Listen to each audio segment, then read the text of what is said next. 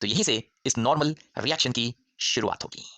यहीं से इस नॉर्मल रिएक्शन टॉपिक की शुरुआत होगी कि नॉर्मल रिएक्शन अगर लगेगा तो कब लगेगा, किन परिस्थितियों में लगेगा।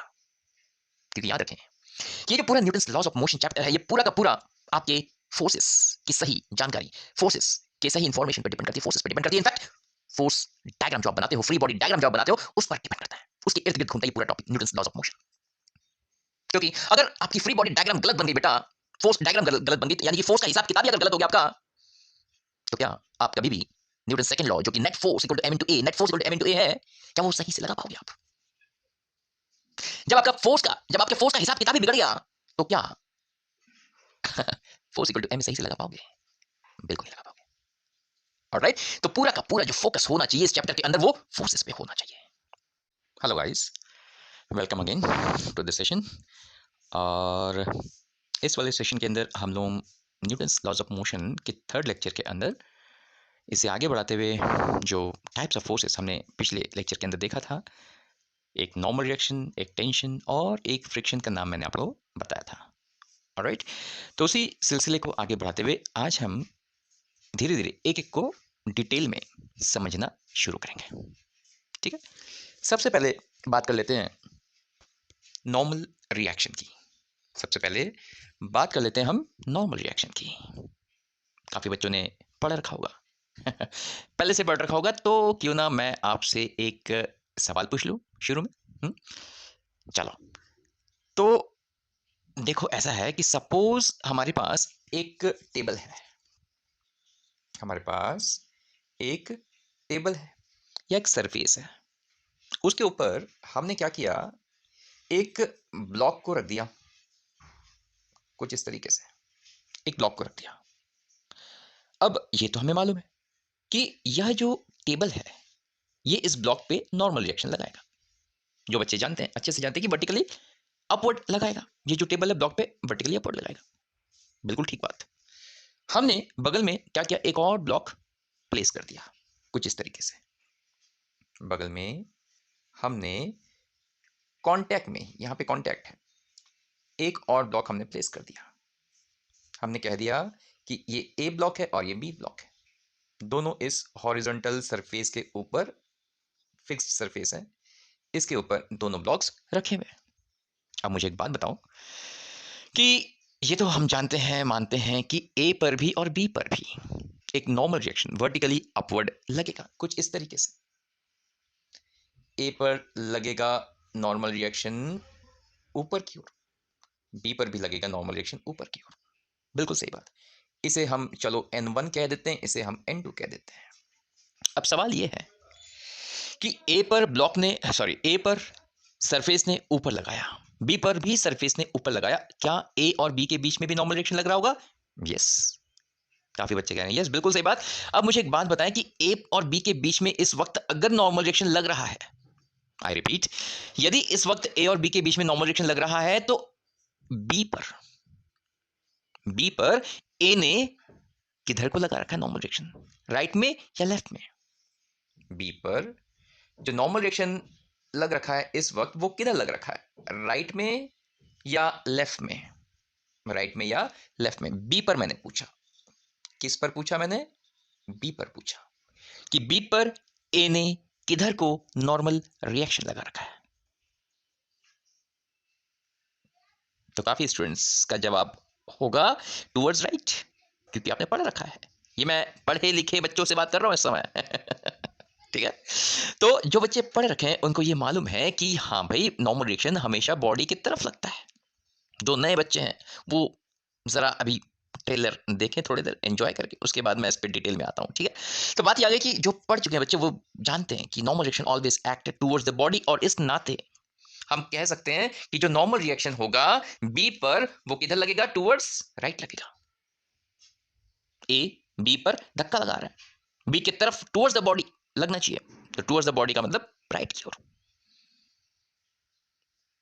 ऑलराइट, तो लॉक कर दिया जाए आंसर कि इस वक्त जब बॉडीज ए और बी टेबल पर प्लेस हो रखे हुए हैं, रेस्ट पर है इस समय, जस्ट रखे हुए एक दूसरे के साथ कांटेक्ट में, तो इस वक्त अगर पूछा जाए कि भाई ए ने बी पर किधर को नॉर्मल रिएक्शन लगा रखा है, तो उसका जवाब क्या होगा?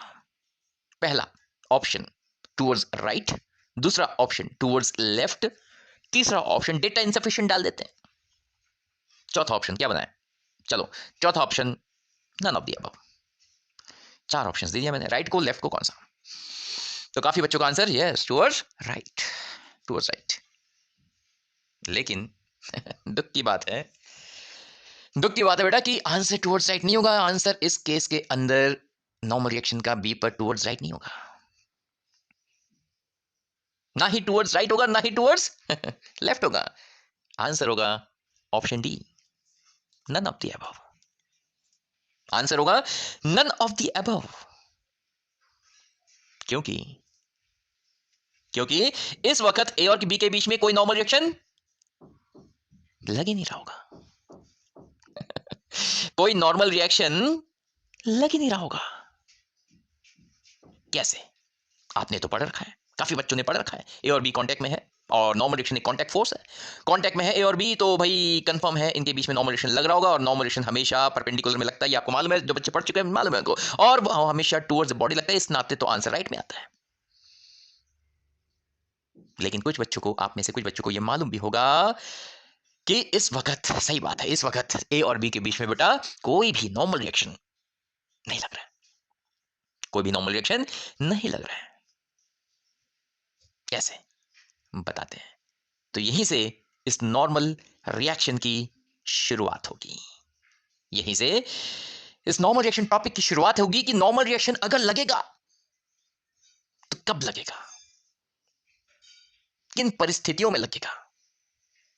क्योंकि याद रखें, ये जो पूरा Newton's laws of motion chapter है, ये पूरा का पूरा आपके फोर्सेस की सही जानकारी, फोर्सेस के सही इंफॉर्मेशन पर डिपेंड करती है, फोर्सेस पर डिपेंड करती है। इनफैक्ट फोर्स डायग्राम जो आप बनाते हो, फ्री बॉडी डायग्राम जो आप बनाते हो, उस पर डिपेंड करता है, उसके इर्द गिर्द घूमता है ये पूरा topic, Newton's laws of motion. क्योंकि अगर आपकी फ्री बॉडी डायग्राम गलत बन गई बेटा, फोर्स डायग्राम गलत बन गई, यानी कि फोर्स का हिसाब किताब ही अगर गलत हो गया आपका, तो क्या आप कभी भी न्यूटन सेकंड लॉ, जो कि net force equal to M into A, net force equal to M into A है, क्या वो सही से लगा पाओगे आप? जब आपका फोर्स का, जब आपके फोर्स का हिसाब किताब ही बिगड़ गया, तो क्या फोर्स इक्वल टू एम सही से लगा पाओगे? बिल्कुल नहीं लगा पाओगे। ऑलराइट, तो पूरा का पूरा जो फोकस होना चाहिए इस चैप्टर के अंदर, वो फोर्सेस पे होना चाहिए। आपको अच्छे से मालूम होना चाहिए, बहुत अच्छे से मालूम होना चाहिए कि कौन सा फोर्स कब लगेगा, किन परिस्थितियों में लगेगा, और लगेगा जब ये मालूम पड़ गया कि हाँ लगेगा, तो किधर लगेगा, किस दिशा में लगेगा, तब वो डिस्कशन, तब वो बात सामने आएगी। लेकिन सबसे पहले तो आपको ये चेक करना पड़ेगा कि फोर्स तो नॉर्मल है, टेंशन है, फ्रिक्शन है, वो लग भी रहा है कि नहीं। पता चला उस सिचुएशन में लग ही नहीं रहा है और आप लगा के बैठे हो, वो फोर्स लग ही नहीं रहा, टेंशन लग ही नहीं रहा, आप लगा के बैठे हो, नॉर्मल लग नहीं रहा है, वो लगा के बैठे हो, फ्रिक्शन लग नहीं रहा, आप लगा के बैठे हो, सवाल खत्म वहीं पे, आपकी सारी मेहनत बेकार, आपकी सारी मेहनत बेकार। ऑलराइट, तो इस चीज का विशेष विशेष आपको ध्यान देना पड़ेगा। तो सबसे पहले शुरुआत में आपको यह सीखना पड़ेगा, जानना पड़ेगा कि नॉर्मल रिएक्शन अगर लगेगा तो कब लगेगा, किन परिस्थितियों में लगेगा। तो उसको मैं एकदम से तो बताऊंगा नहीं, समझाऊंगा, कोई चीज मैं बताऊंगा नहीं अपने लेक्चर्स के अंदर, समझ में आपको स्वयं आना चाहिए, बताने से नहीं, समझने से चीज समझ में आती है, आपको खुद फील होगा।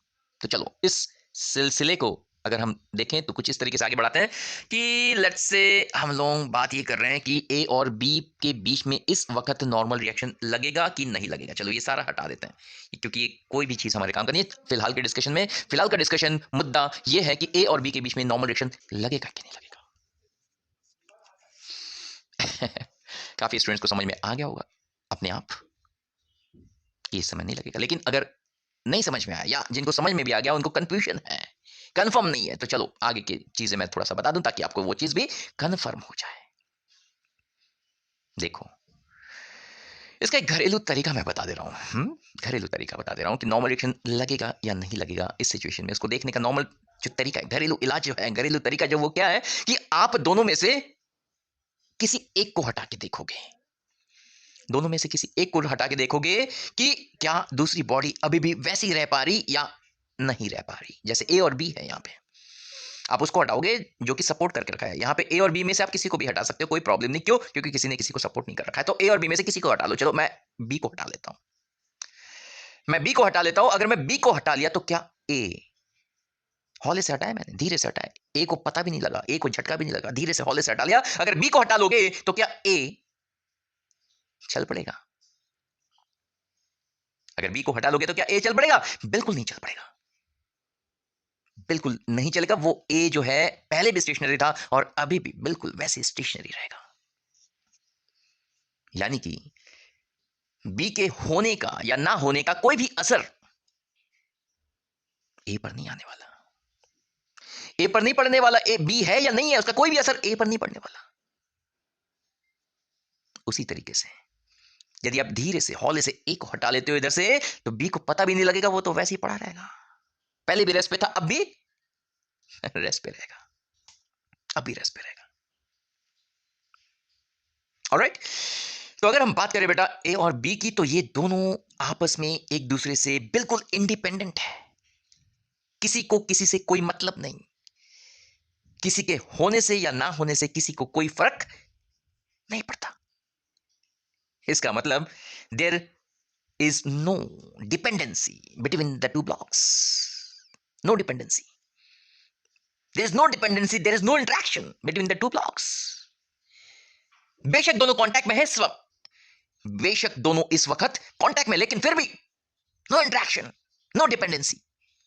एक को हटा के देख लो, अभी भी कंफ्यूजन है तो there is no dependency, no interaction. अगर इंटरेक्शन ही नहीं है, डिपेंडेंसी नहीं है, इंटरेक्शन ही नहीं है, तो इंटरेक्शन का फोर्स कैसे होगा? How could there be any interaction force? How could there be any interaction force? तो भाई बात ही आ गई कि यस, सिर्फ कांटेक्ट होना ही काफी नहीं है, सिर्फ कांटेक्ट में होना ही काफी नहीं है, उसके लिए कुछ और भी कंडीशन लागू होना जरूरी है, कुछ और भी कंडीशन होना जरूरी है, ताकि उनके बीच में नॉर्मल रिएक्शन लगे, ताकि उनके बीच में बेटा नॉर्मल रिएक्शन लगे। अब इतना तो समझ में आ गया होगा कि सिर्फ कांटेक्ट में होना काफी नहीं है, ना काफी है, सिर्फ कांटेक्ट में होना ना काफी है। तो क्या होने से, किस कंडीशन, किस शर्त के होने से ये कंफर्म हो जाएगा कि हां नॉर्मल रिएक्शन लगेगा? उस कंडीशन पे विचार किया जाए, उस कंडीशन पे विचार किया जाए। तो वो जो कंडीशन होगा, वो कंडीशन कुछ ऐसे होगा। चलो इसको भी मैं सीधे नहीं बताऊंगा, समझाऊंगा आराम से। ये समझ में आया ना, खुद से फील आया ना कि एक के होने से सिर्फ कांटेक्ट में होने से काफी नहीं है? खुद से समझ में आ गया आपको? आगे भी खुद से समझ में आएगा आपको। देखो अभी तो इनके बीच में कोई नॉर्मल रिएक्शन नहीं है, ठीक, अच्छी बात है, समझ आ गया। लेकिन यदि हम एक फोर्स लगा देते हैं, सपोज एक एक्सटर्नल फोर्स लगा देते ए पर टुवर्ड्स राइट, कुछ इस तरीके से, कुछ इस तरीके से यदि हमने ए पर टुवर्ड्स राइट एक फोर्स लगा दिया, तो क्या नीचे बिल्कुल स्मूथ है, नीचे बिल्कुल स्मूथ है, यानी रोकने वाला कोई भी नहीं, फिसल जाएगा तुरंत। तो जैसे ही हमने एफ फोर्स लगा दिया ए पर, क्या ए और बी अब भी रुके रहेंगे? नहीं, अब चल पड़ेंगे, अब दोनों के दोनों चल पड़ेंगे। क्यों? क्योंकि हमने धक्का लगाया। बहुत ध्यान से समझना इन बातों को बेटा, बहुत ध्यान से समझना, यहीं पे है सारी बारीकी। हमने धक्का लगाया, किस पर? ए पर धक्का लगाया, बी पर धक्का लगाया, दोनों पे धक्का लगाया। आंसर दोनों पे। गलत, गलत जवाब। हमने दोनों पे धक्का नहीं लगाया बेटा, हमने दोनों पे धक्का नहीं लगाया, हमने तो सिर्फ ए पे धक्का लगाया। हम तो बी को जानते नहीं, कौन है B? We don't know. Contact में है क्या बी? ना, कांटेक्ट नहीं है, जानते नहीं, मतलब ही नहीं है। हमने तो सिर्फ ए को जाना, हमने तो सिर्फ ए को धक्का लगाया, बी को धक्का नहीं लगाया। हमने सिर्फ ए को धक्का लगाया और ए ने यस, ए ने बेटा, यहां पर किसने, ए ने बी पर धक्का लगाया। हमने सिर्फ ए पे धक्का लगाया और ए ने बी पर धक्का लगाया, और उसी धक्के का नाम उसी धक्के का नाम नॉर्मल रिएक्शन। उसी धक्के का नाम नॉर्मल रिएक्शन। तो ए ने बी पर जो धक्का लगाया उसको हमने नाम दिया normal reaction. Getting my point बेटा? Normal reaction. यानी कि जब तक यह फोर्स हम नहीं लगा रहे थे तब तक ए और बी के बीच में कदापि कोई भी कांटेक्ट फोर्स या नॉर्मल रिएक्शन, कोई भी फोर्स नहीं लगेगा। कोई कांटेक्ट फोर्स नहीं लगेगा, बेशक कांटेक्ट में, लेकिन कोई कांटेक्ट फोर्स नहीं लगेगा। ऑलराइट, ये तो मालूम ही नहीं आप लोग, ये तो मालूम है। अरे बहुत सारी चीजें ऐसी हैं जो सीखना है बेटा, तभी तो सीख रहे हो, तभी तो वीडियो देख रहे हो आप तभी तो तैयारी कर रहे हो। अगर सब कुछ आ रहा होता तब तो ऑलरेडी आप आईआईटी में बैठे होते हैं, एम्स में बैठे होते हैं। तो अभी सीखना है, तो इसलिए अगर कोई चीज नहीं आ रही, नहीं कोई चीज अगर नया समझ में आ रहा है या नहीं मालूम पहले से, तो परेशान होने की आवश्यकता नहीं है, क्योंकि ये आपका लर्निंग फेज है। ये आपका लर्निंग फेज है। सीखो, जहां से भी अच्छी चीजें मिल जाए सीखो, और अपने दिमाग में उनको स्टोर करो। सही चीजों को सीखो, सही चीजों की पहचान करना सीखो, और उनको सीखो और दिमाग में स्टोर करो। और यही सारी छोटी छोटी बारीकियां, छोटी छोटी कंसेप्ट है जो आगे चल के आपको बहुत स्ट्रांग बना देगी किसी भी टॉपिक के अंदर। ऑलराइट, तो मेंटली आप प्रिपेयर होके बैठो कि मेरे लेक्चर्स के अंदर आपको बहुत सारी नई चीजें देखने को सुनने को मिलेंगी, इसलिए झटका नहीं लगना है, घबराना नहीं है। मेंटली प्रिपेयर होके बैठो कि बहुत सारी नई चीजें देखने को सीखने को मिलेंगी। काफी बच्चों को मालूम होगा, बहुत अच्छी बात है, लेकिन जिन बच्चों को नहीं मालूम उन बच्चों को कह रहा हूं कि बहुत सारी ऐसी चीजें हैं जो आपको नई सीखने को मिलेंगी, नई नई चीजें सीखने को मिलेंगी। उनके लिए मेंटली प्रिपेयर होना, परेशान नहीं होना है। ये नहीं कि अरे यार ये तो मुझे मालूम ही नहीं था, शिट क्या करूं मैं, अब मैं कैसे सिलेक्ट हूं। सिलेक्ट हो गए, अभी वक्त बाकी है आपके पास, अभी भी वक्त बाकी है। इन चीजों को सीखो, आपको बहुत काम आएगा। ठीक है, घबराने की जरूरत नहीं है, बस सीखते चलो। ये घबराने का, सोचने का वक्त नहीं है, ये सीखने का वक्त है। शिद्दत के साथ सीखते चलो, जैसे मैं पूरी शिद्दत के साथ आपको सिखा रहा हूं, आप भी शिद्दत के साथ सीखते रहो। ऑलराइट बेटा, चलो तो अब तो इतना समझ में आ गया कि किन परिस्थिति में लग सकता है, लेकिन उस परिस्थिति को हम डिफाइन करना चाहते हैं, क्योंकि हर जगह एक समान नहीं होगा, सिचुएशन दिखने में एक समान नहीं होगा। इसलिए हम उस परिस्थिति को, उस कंडीशन को, उस शर्त को डिफाइन करना चाहते हैं जो कि दुनिया के हर जगह पे आपको सेम नजर आएंगी, ताकि आप बिल्कुल भी कहीं और कंफ्यूज ना हो। जैसे ये जो ब्लॉक है, ये जो ब्लॉक ए है, ये टेबल पे रखा हुआ है, टेबल पे रखा हुआ है। तो टेबल और ए के बीच में ऐसा कोई फोर्स तो देखने को मिल नहीं रहा है। तो आप कंफ्यूज हो सकते हो इस केस में कि क्या लगेगा नहीं लगेगा। और भी ऐसे तमाम केसेस आएंगे आगे जिनके अंदर आप कंफ्यूज हो, तो उसके लिए आपको कंक्रीट करना पड़ेगा अपने कंसेप्ट को पहले, कि कौन सी वो शर्त है जिस शर्त पे, जिस कंडीशन में नॉर्मल रिएक्शन लगेगा ही लगेगा। तो उस कंडीशन को समझने के लिए आगे बढ़ते हैं। और अब मैं आपको बता रहा हूं, देखो पहले क्या था, ए और बी के बीच में कोई नॉर्मल रिएक्शन नहीं था। ए और बी के बीच में कोई नॉर्मल रिएक्शन नहीं था, क्योंकि ए और बी के बीच में कोई भी धक्का मुक्की, पुशिंग वाली स्थितियां नहीं थी। कोई धक्का मुक्की नहीं थी ए और बी के बीच में, कोई पुशिंग सिचुएशन नहीं थी। लेकिन जिस पल हमने यह फोर्स एफ लगा दिया, उसी पल से ए और बी के बीच में एक धक्का मुक्की सी सिचुएशन डेवलप हो गई, और उसी पल से हम बात कर सकते हैं कि भाई ए और बी के बीच में एक नॉर्मल रिएक्शन लग गया। इस तरीके से आप कह सकते हो नॉर्मल रिएक्शन लग गया। यानी कि जब तक बॉडीज के बीच में धक्का मुक्की वाली स्थिति नहीं होगी, कुछ दबाने की स्थिति नहीं होगी एक दूसरे को, तब तक उनके बीच में नॉर्मल रिएक्शन कदापि डेवलप नहीं हो सकता। यानी कि बॉडीज के बीच में कांटेक्ट के साथ साथ क्या होना चाहिए, कांटेक्ट के साथ साथ क्या होना चाहिए, स्टेट ऑफ कंप्रेशन होना चाहिए, दबाव की स्थिति होनी चाहिए, दबाव की स्थिति होनी चाहिए। ध्यान देना मेरी बात पे। मैंने कहा स्टेट ऑफ कंप्रेशन होना चाहिए, मैंने ये नहीं कहा अमाउंट ऑफ कंप्रेशन होना चाहिए, बॉडी कंप्रेस हो जानी चाहिए, ऐसा नहीं कहा। मैंने सिर्फ ये कहा कि दबाव की स्थिति होनी चाहिए। दोनों में अंतर है, दोनों में अंतर है। जैसे यहां पर देखो, हमने ए को धक्का लगाया, ए बी को धक्का लगाया। अगर हम बी के सामने, अगर हम बी के सामने यूं समझो, सपोज करो हमने सामने इस तरीके से एक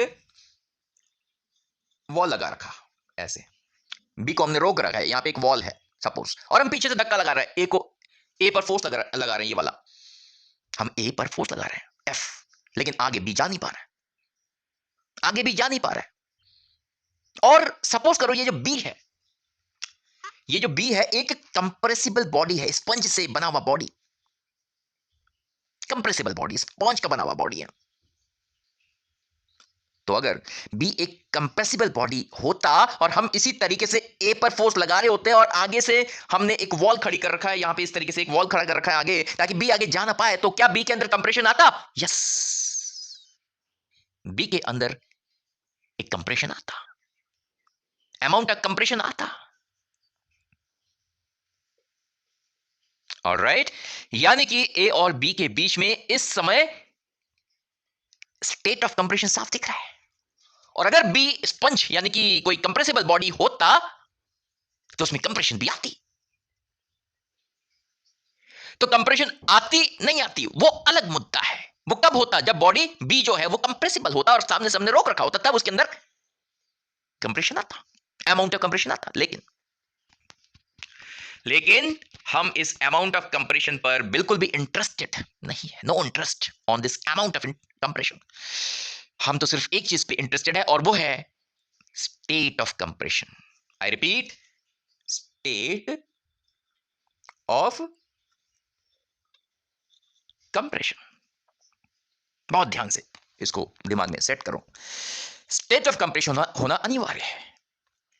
state of compression, amount of compression दोनों अलग चीज है। हमें अमाउंट से मतलब नहीं कंप्रेस हो रहे या नहीं हो रहा, we don't have to bother about. हमें सिर्फ ये देखना है कि क्या इस समय ए बी को धक्का या फिर कंप्रेस करने की कोशिश कर रहा है। नहीं हो रहे वो अलग बात है, क्योंकि बी कंप्रेस होने वाला नहीं है, कंप्रेस होने लायक नहीं है, रिजिड बॉडी है, इसलिए नहीं हो पा रहा। लेकिन ए कंप्रेस करना तो चाह रहा है, ए बी को कंप्रेस करना चाह रहा है। वैसे सिचुएशन बना दो, सामने एक कुछ फिक्स सरफेस रख दो या अपने हाथ से पकड़ लो, रोक दो बी को, तो उसके अंदर कंप्रेशन आना शुरू हो जाएगा। अगर बी एक कंप्रेसिबल बॉडी है, कंप्रेशन आना भी शुरू हो जाएगा। ऑलराइट, समझ में आ गया? तो बात ये आ गई कि कंप्रेस हो रहा है या नहीं हो रहा है, we don't have to bother about. Compress करने की कोशिश हो रही है कि नहीं, ये इंपॉर्टेंट है,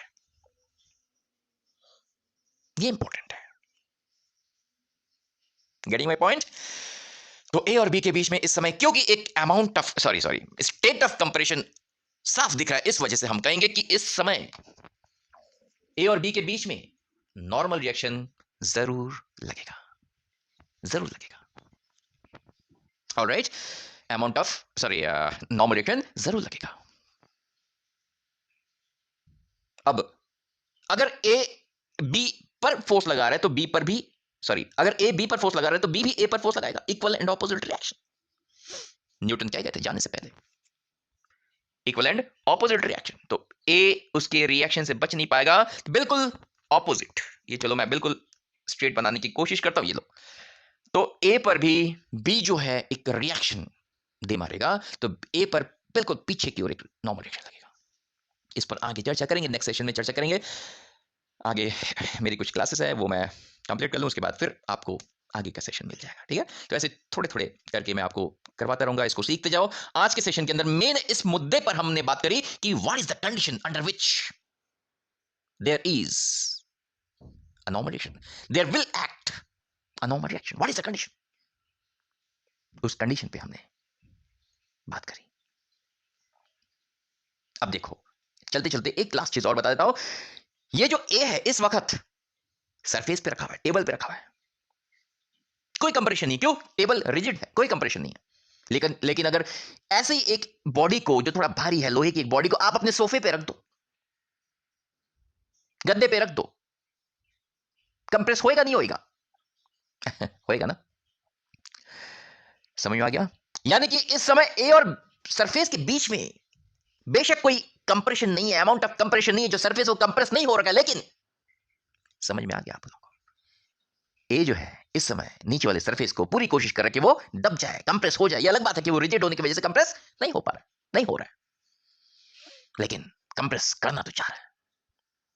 बस यही वो कंडीशन है जिस कंडीशन की हमें तलाश थी, स्टेट ऑफ कंप्रेशन। आप अपने अपने कॉपीज में लिख डालो कि व्हेनेवर, लिखवा देता हूं आप लोगों को, नोटिफाई करवा देता हूं, लिपिबद्ध करवा देता हूं आप लोगों को, राइट? लिख लो कि whenever whenever there will be whenever there will be a state of compression, whenever there will be a state of compression between, बड़े ध्यान से लिखना, state of compression between two rigid contact surfaces, between two rigid contact surfaces, दोनों surfaces contact में है,